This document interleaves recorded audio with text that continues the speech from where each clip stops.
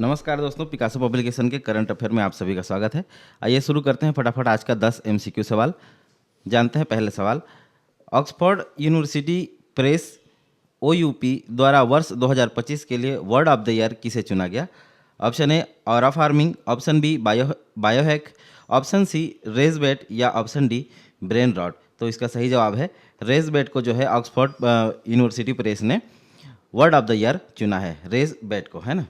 इसका अर्थ होता है ऑनलाइन कंटेंट जो जानबूझकर लोगों को गुस्सा दिलाने या आक्रोशित करने के लिए बनाया जाता है ताकि उस पर ज़्यादा रिएक्शन और ट्रैफिक मिल सके, है ना।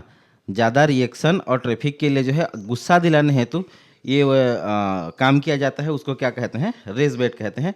रेजबेट जो है 2025 का वर्ड ऑफ द ईयर है, 2024 का ब्रेन रॉट है, ब्रेन रॉट 2024 का, 2023 का जो है रीज है, 2023 का रीज, 2022 के लिए गोबलिन मोड और 2021 के लिए वैक्स शब्द को जो है Oxford word of the year चुना गया था। अगले सवाल की ओर बढ़ते हैं।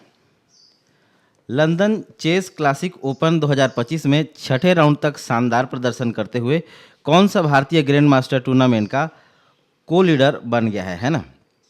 तो ऑप्शन के बारे में जानते हैं। Option A D Gukesh, option B R Praggnanandhaa, option C Arjun Erigaisi या ऑप्शन डी पेंटाला हरिकृष्णा। सही जवाब हो जाएगा इसका आर प्रज्ञानंद जो है को लीडर बने हैं। कहाँ? लंदन चेस क्लासिक ओलंपिक 2025 में, है ना।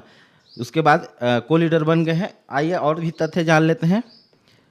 अंतर्राष्ट्रीय शतरंज संगठन जो है, जिसको फिडे कहते हैं, इसके अनुसार रैंकिंग तैयार होती है और इस रैंकिंग में नंबर 5 पर कौन है? विश्व में नंबर 5 पर है अर्जुन एरिगेसी, है ना। आर प्रज्ञानंद फिडे के अनुसार कितने नंबर पे आते हैं? फिडे रैंकिंग में 7 नंबर पर आते हैं। डी गुकेश 10वें नंबर पर आते हैं। महिलाओं की बात करें तो कोनेरू हम्पी जो है 5वें नंबर महिला श्रेणी में आती हैं और दिव्या देशमुख जो है 12वें नंबर पर आती हैं। दिव्या देशमुख, ठीक है। आगे बढ़ते हैं तीसरे सवाल की ओर। हाल ही में नई दिल्ली में आयोजित बायोलॉजिकल वेपन कन्वेंशन BWC के 50 वर्ष पूरे होने पर आयोजित सम्मेलन को किसने संबोधित किया? Option A Narendra Modi, option B Rajnath Singh, option C S Jaishankar या ऑप्शन डी मनसुख मांडविया। सही जवाब है इसका विदेश मंत्री एस जयशंकर ने इस सम्मेलन को जो है संबोधित किया, है ना। और इसकी स्थापना के बारे में देख लेते हैं। बायोलॉजिकल वेपन कन्वेंशन की स्थापना जो है 1972 में हुई थी। लागू कब से हुआ था? लागू जो है 1975 से हुआ था, है ना।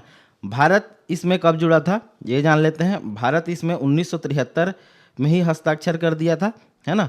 उसके बाद इसका रेटिफिकेशन जो है 1974 में। रेटिफिकेशन मतलब कहीं भी यदि अंतर्राष्ट्रीय संस्था में हम जुड़ेंगे करके सिग्नेचर करके सहमति देकर यदि कोई भी प्रतिनिधि देकर आ जाता है तो उसको संसद में आके रेटिफाई कराना पड़ता है। संसद में बहुमत से उसको फिर पारित किया जाता है कि हाँ, जो आपने निर्णय लिया है सही लिया है, आपके द्वारा दिए गई सहमति का हम समर्थन करते हैं। तो इसको कहते हैं रेटिफिकेशन, है ना।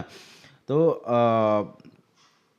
BWC का लक्ष्य जो है दुनिया को बायोटेररिज्म और जैविक युद्ध से बचाना है ना। बायोटेररिज्म और जैविक युद्ध अच्छा टॉपिक हो सकता है निबंध के लिए।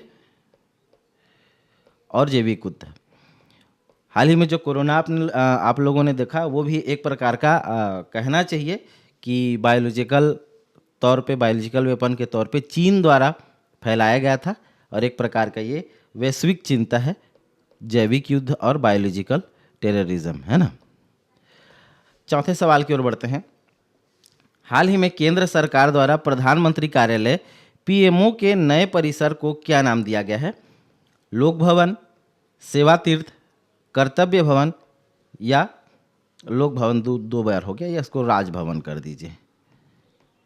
सही जवाब है इसका सेवा तीर्थ नाम दिया गया है ना। इसके अलावा और कौन कौन से भवन का नाम परिवर्तन किया गया है? PM आवास को लोक कल्याण मार्ग, है ना, नाम दिया गया है। केंद्रीय सचिवालय को कर्तव्य भवन का नाम दिया गया है, कर्तव्य भवन। और राजभवन को जो है लोक भवन नाम दिया गया है, लोक भवन। और 8 राज्यों को जो है निर्देशित किया गया है कि आप राजभवन का नाम लोक भवन करें, है ना। 8 राज्यों को निर्देशित किया गया है। उद्देश्य क्या है नाम चेंज करने का? भारत को उसके औपनिवेशिक जड़ों से मुक्त करना और शासन में अधिकार की जगह जवाबदेहिता और सेवा भाव लाना, है ना। अधिकार के जगह जवाबदेहिता और सेवा भाव लाना, अधिकार के स्थान पर जवाबदेहिता और सेवा भाव लाना, इसका उद्देश्य है। 5वें सवाल की ओर बढ़ते हैं। हाल ही में केंद्रीय सहकारिता मंत्री अमित शाह ने वाणिज्यिक वाहन चालकों के लिए किस सरकारी ऐप को लॉन्च करने की घोषणा की है? Option A Namo taxi, option B Sahkar taxi, option C Bharat taxi या ऑप्शन डी इंडिया राइड। सही जवाब है इसका भारत टैक्सी ऐप को जो है लॉन्च करने की घोषणा की है। वर्तमान में 2025 जो है सहकार वर्ष के रूप में मनाया जा रहा है, सहकारिता वर्ष के रूप में मनाया जा रहा है। सहकारिता मंत्री कौन है? अमित शाह है। और सहकारिता मंत्रालय का मोटो क्या है? सहकार से समृद्धि, है ना। अब आइए जान लेते हैं भारत टैक्सी ऐप के बारे में। तो इसकी संचालन एजेंसी जो है सहकार टैक्सी कोऑपरेटिव लिमिटेड, सहकार टैक्सी कोऑपरेटिव लिमिटेड इसकी संचालन एजेंसी है।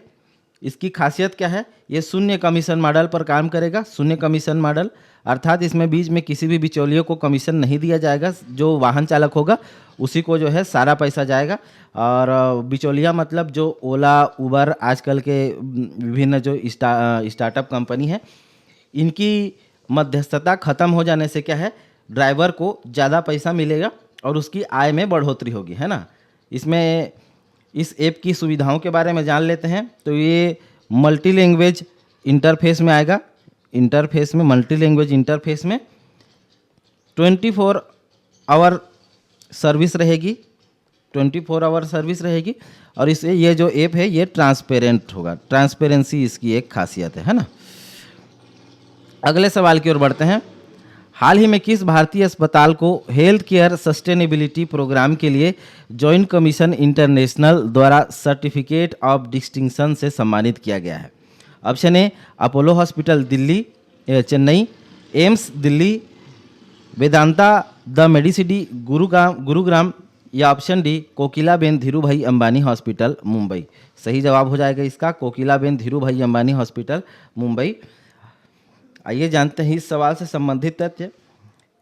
ये प्रमाणन प्राप्त करने वाली ये जो हॉस्पिटल है भारत की पहली, भारत की फर्स्ट और विश्व की 5वीं हॉस्पिटल बन गई है, विश्व की 5वीं हॉस्पिटल बन गई है। उद्देश्य क्या है इस प्रमाणन का? इस प्रमाणन का जो इस सर्टिफिकेट का उद्देश्य ये है कि अस्पताल को इको फ्रेंडली सर्विस और सस्टेनेबिलिटी में कितना अच्छा है ये बताना, है ना। इको फ्रेंडली सर्विस और सस्टेनेबिलिटी, इन दो चीज़ों पर जो है ये रैंक जारी करती है। मतलब रैंक क्या, सर्टिफिकेट देती है इको फ्रेंडली सर्विस और सस्टेनेबिलिटी पर। अगले सवाल की ओर बढ़ते हैं। 7वां सवाल है, छत्तीसगढ़ में प्रस्तावित राजधानी क्षेत्र विकास प्राधिकरण का गठन किसकी अध्यक्षता में किया जाएगा? मुख्यमंत्री की अध्यक्षता में, मुख्य सचिव की अध्यक्षता में, संभागायुक्त रायपुर की अध्यक्षता में या आवास एवं पर्यावरण मंत्री की अध्यक्षता में?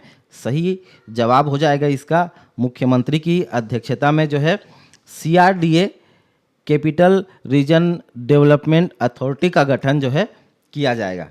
अब ये इसके बारे में CRDA के जो है बारे में जान लेते हैं। ये CRDA दिल्ली NCR की तर्ज पर जो है, Delhi NCR national capital region की तर्ज पर जो है छत्तीसगढ़ में स्टेट कैपिटल रीजन SCR बनाने का एक जो है पहल है। इसमें क्षेत्र कौन कौन से शामिल होंगे? इसमें रायपुर, नवा रायपुर, और दुर्ग भिलाई, ये तीनों क्षेत्र जो है स्टेट कैपिटल रीजन में शामिल होने वाले क्षेत्र हैं, है ना। इसके तहत एक मेट्रो प्रोजेक्ट की घोषणा भी की गई है, जो कहाँ से कहाँ तक चलेगी, नवा रायपुर से दुर्ग तक, है ना। और इसके लिए फिजिबिलिटी स्टडी चल रही है। उद्देश्य क्या है इसका, तो इसे जो है स्टेट कैपिटल रीजन को छत्तीसगढ़ का नया ग्रोथ इंजन बनाना, ठीक है, इसका उद्देश्य है। आगे बढ़ते हैं। 8वां सवाल है, छत्तीसगढ़ में मुख्यमंत्री विष्णुदेव साय की घोषणा के अनुसार घरेलू उपभोक्ताओं को अब कितने यूनिट तक की बिजली खपत पर हाफ बिल का लाभ मिलेगा? Option A 100 unit, 200 unit, 300 unit या 400 यूनिट। सही जवाब है इसका 200 यूनिट खपत पर जो है हाफ बिल का लाभ मिलेगा। किनको मिलेगा? छत्तीसगढ़ के उपभोक्ताओं को। कितने उपभोक्ता हैं? लगभग 6 लाख उपभोक्ता हैं छत्तीसगढ़ में, 6 लाख उपभोक्ता हैं, है ना। पहले ये सीमा जो थी 100 यूनिट थी, 100 यूनिट पर आपके खपत पर जो है हाफ मिलता था, लेकिन अब इसको 200 यूनिट कर दिया गया था, है ना। और ये कितने सीमा तक जाएगी? 400 यूनिट तक, है ना, 400 यूनिट तक। और ये छूट की अवधि कितने दिन की रहेगी? 1 साल तक रहेगी, है ना। 1 साल के बाद फिर से रिव्यू किया जाएगा, फिर उसके बाद डिसाइड किया जाएगा कि छूट दिया जाएगा या नहीं दिया जाएगा, है ना। उद्देश्य क्या है ये हाफ बिल योजना का, कि सरकार चाहती है कि 1 साल की अवधि में लोग पीएम सूर्य घर योजना के तहत सोलर प्लांट जो है अपने घर में लगवा लें, है ना। सोलर प्लांट लगवाने का फ़ायदा ये है कि यदि एक्सेस बिजली आप उत्पादित कर देते हैं तो उसको ग्रिड में भेज सकते हैं इलेक्ट्रिसिटी को, और आपका बिजली बिल इससे जो है बचत हो जाएगा, और अपना बिजली आप बेच भी सकते हैं इलेक्ट्रिसिटी को, है ना, यदि आपके पास सरप्लस में है तो। 9वां सवाल की ओर बढ़ते हैं।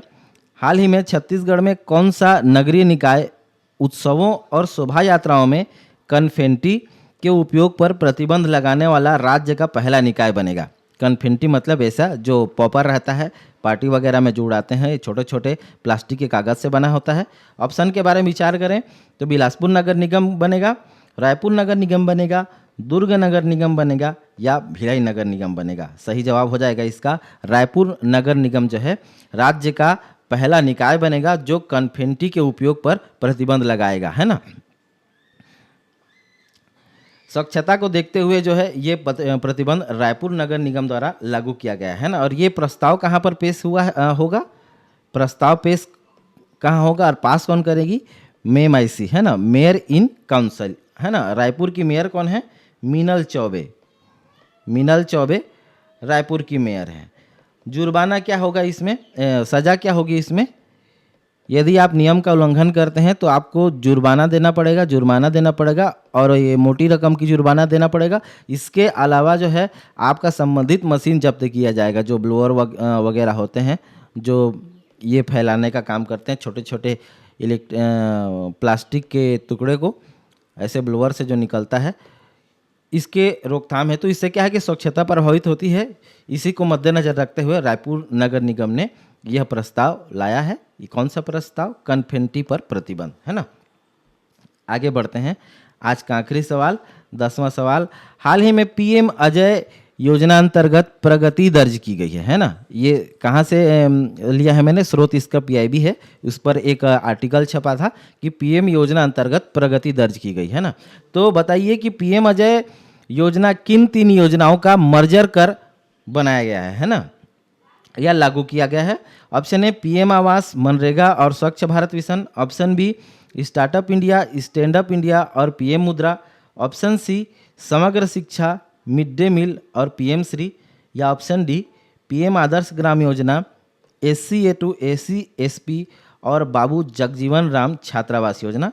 सही जवाब हो जाएगा इसका option D PM Adarsh Gram Yojana, SCA to SC/SP और बाबू जगजीवन राम छात्रावास योजना का मर्जर कर पीएम अजय योजना लागू किया गया था। कब से? 2021-22 से लागू किया गया था, है ना। उद्देश्य क्या है? अनुसूचित जाति समुदायों का सामाजिक आर्थिक विकास और ग्रामों को आदर्श बनाना है ना। अनुसूचित जाति समुदायों का सामाजिक आर्थिक विकास और ग्रामों को आदर्श ग्राम बनाना है ना। और ये जो है किसी एक जाति को नहीं बल्कि पूरे समुदाय के लिए योजना है, पूरे समुदाय के लिए यह डेडिकेटेड योजना है। और योजना निर्माण जो है मतलब ये कैसे अपने गांव को आदर्श ग्राम बनाएंगे, ये कहाँ ये योजना बनाई जाएगी, तो ये VLCC अर्थात विलेज लेवल कमिटी काउंसिल में ये योजना तैयार की जाएगी कि आपके गांव को कैसे, अपने गांव को जो है आदर्श ग्राम बनाया जाएगा। और ये एक प्रकार की ग्राम स्तरीय समन्वय समिति जो है इस पर एक खाका बनाएगी और उस पर जो है काम करेगी, है ना। और ये किनके लिए है, SC समुदायों का सामाजिक आर्थिक विकास और गांवों को आदर्श ग्राम बनाने के लिए जो है ये योजना है। आज के लिए बस इतना ही, कल फिर मिलेंगे 10 नए सवालों के साथ। Thank you for listening me, this is Sanjay Patel signing off.